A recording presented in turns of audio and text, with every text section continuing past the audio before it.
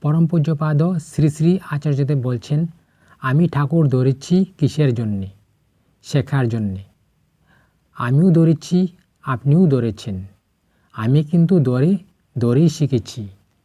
আপনিও ধরে শিখে যান। আপনি বলছেন আমি ঘাবড়ে যাই, তার মানে আপনার পরিষেবা ভালো ছিল না। যদি আপনি ঠিক হন তাহলে সব ঠিক। আপনি বেঠিক হলে সব বেঠিক।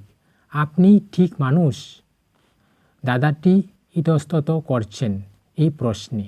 তা দেখে বলছেন, আমি তো মনে করি আমি ঠিক মানুষ। আমি ঠাকুর তোমার সাথে আছি, তাহলে আমি বেঠিক হব কেন?